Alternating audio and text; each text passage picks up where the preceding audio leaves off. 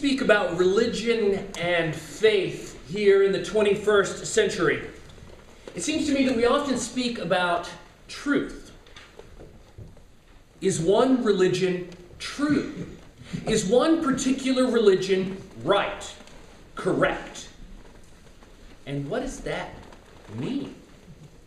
If one religion is true, does that invalidate all the other world religions? Does my truth wipe out your truth? If I'm right, do you have to be wrong? Even within the confines of a single religion, even a religious denomination, I don't know, maybe even within the Episcopal Church, we might experience disagreements about perspectives or practices that exist within our denomination. We might argue about particular approaches, practices, and articulate rationales for why one is right and the other is wrong, for why some set within it is comprises the true believers, and why another set is apostate. We seem to be obsessed here in the 21st century with being correct. Now, don't get me wrong. I like being right as much as the next guy. That's why I am most of the time. But I wonder, here in our time, as the collect said, are there better questions we could be asking? Are there questions that have more relevance and more meaning? Are there questions that strike at the core of our faith? I have an old friend who spent a lifetime in ministry in some of the most interesting churches in our denomination. And he has a very interesting set of questions that he poses from time to time. And I want to share them with you this morning. When the busy world is hushed, when the processional hymn is over, and the light of the sun stops illuminating the stained glass, and the lights in this building begin to dim. When you're alone, when you face your fears and questions and doubts, when you examine your own pain,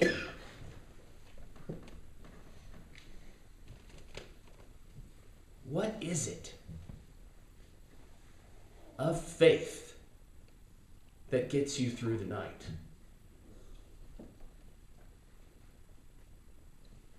When we're in the midst of the changes and chances of this life, in the midst of the struggle,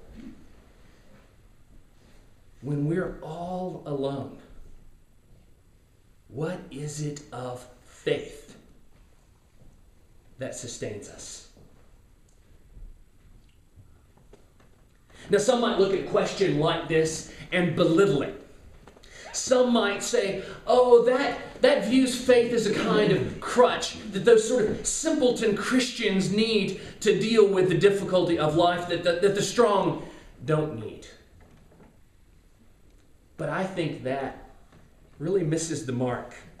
Because what my friend is really asking is how an individual's faith is real and how it functions personally in a meaningful way in life. Practical application.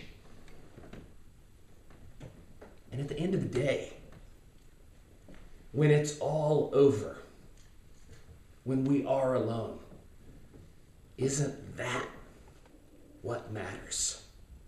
What sustains us? What animates us?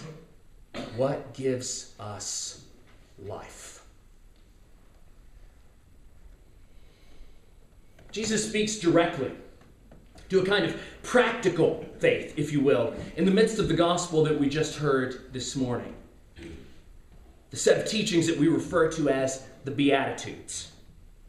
And if we give the phrases that create a kind of rhythm in this teaching session attention, we recognize that they're not just platitudes encouraging endurance. They're not just statements of mourn now knowing that mourning will end, or be hungry and thirsty now knowing that at some point you will be filled. They're much more complex than that. Have a look at your bulletins. Turn to the gospel. This isn't rhetorical, really. Turn to the gospel lesson. And look at that first pronouncement. That first pronouncement of blessing. Blessed are the poor in spirit, for theirs is the kingdom of heaven. This pronouncement informs all of the pronouncements of blessing that follow.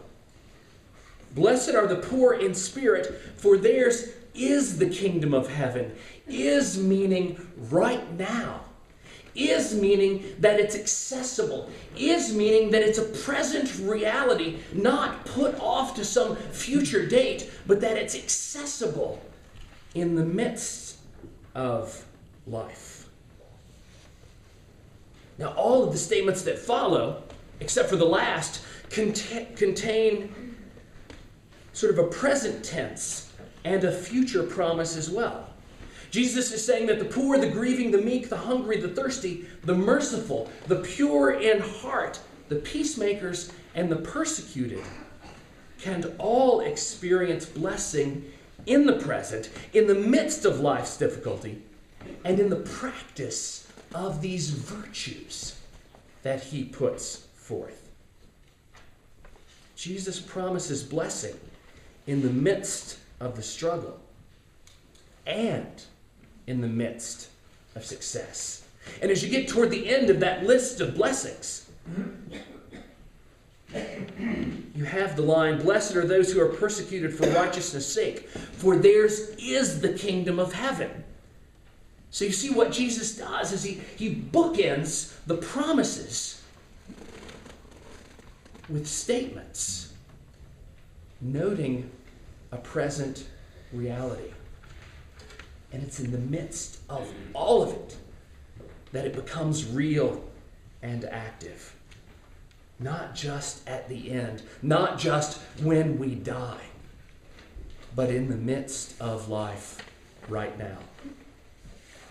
I recently read a book about happiness and success. Not a book, actually, a magazine article. It's one of those exhaustive studies looking to pinpoint what it is that makes someone feel happy or successful. And of course, all the usual things sort of cropped up that you would expect. Is it wealth? Is it power? Is it freedom? Is it prestige? Well, as you roll through this list of agents that purport to make us happy, you recognize that they are powerful. But maybe they're not powerful in an ultimate sort of a way. The study found that there was no real difference in levels of happiness between the rich and famous and between the poor and the unknown. In fact, they found that the super rich were no happier than those living below the poverty line. Poverty line is about $12,000 of annual income. That there was no real difference in reported happiness on those two extreme ends of the continuum. What seemed to matter most in terms of happiness was a sense of meaning and a sense of purpose. A sense of being part of something larger that matters, not something that's fleeting, that rust consumes and moths destroy. Meaning and purpose yield happiness. And the cousin of happiness, blessedness. In the Beatitudes, Jesus speaks in terms of meaning and purpose. It's about being part of and practicing something in the present, knowing that it matters now and that it will always matter.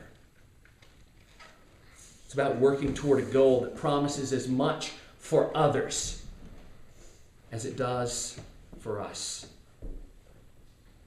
Something you can see now, but you know more will be revealed as you keep moving in that direction. It's about treading a path where others have gone before and knowing that others will follow still. So, friends, how do you experience blessedness? At the end of the day, when the hushed world is quiet, how does your faith work in your life? What gets you through the night?